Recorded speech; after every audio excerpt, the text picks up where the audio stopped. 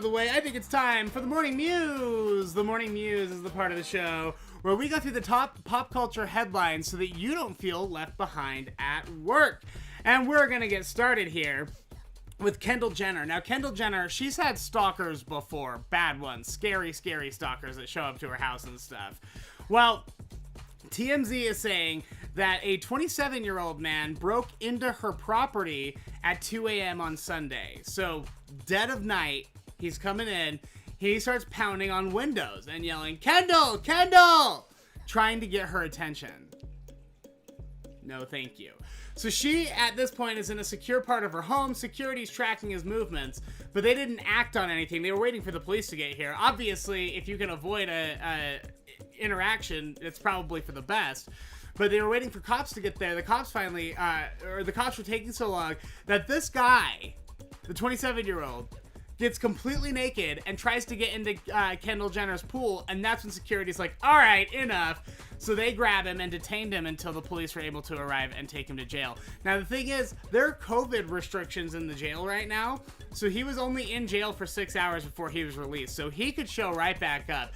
They filed, obviously, for a restraining order, and Kendall Jenner has beefed up her security, which, by the way, was already beefed up because a couple of weeks ago, a psychiatric patient who is being held on a psych hold in California told his doctors that he was planning on tracking her down, killing her, and then killing himself. So things are not going so hot for Kendall Jenner right now. She is considering moving away from LA just because, you know, this keeps happening. And that's probably good because there have been a string of other Southern California burglaries of celebrity, stuff. Yesterday we talked about how the Storage Wars people had their thrift store broken into, made off with like $8,000 worth of stuff. Well, Shawn Mendes and Camila Cabello over the weekend also had their house broken into. So they were actually home, and a group of burglars got into the house, realized that they were there, and made off pretty quickly. So I guess they get in there, they're like, oh, that's Shawn Mendes and Camila Cabello eating, popcorn and watching love stories. I assume that's what they do. I assume they eat popcorn, drink red wine, and cry together. That's the aura their relationship gives me, and I love it. I'm here for it. That's beautiful. But they see those two, and they're like, oh, mad dash. So they book it out of the house, but not before they grab the keys to Shawn's G-Wagon. So they grabbed his G-Wagon, took off, peeled out of the parking lot in it. LAPD, as far as I'm aware, is still looking for the burglars as well as the G-Wagon. They haven't been able to track any of that down.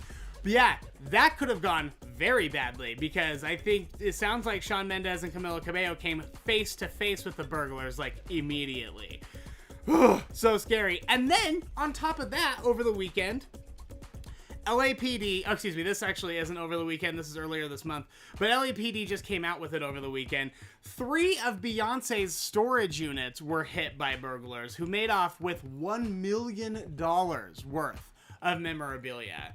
Now, I guess this has happened twice. Her 3 storage units were hit twice by thieves, and Miley Cyrus had a storage unit nearby in the same park. That one also got hit by thieves. So, on top of all that, plus the Storage Wars, plus anytime I see a celebrity stalker type situation, I always like to bring it up. So we talk about this a fair amount, but I feel like it's really getting out of control over there. So I hope everyone is being safe. And just remember, celebrities may seem approachable because you see them in all your favorite movies and they look like wonderful people. They're still just people. And they still get really scared of strangers breaking into their house or strangers approaching them. So be nice.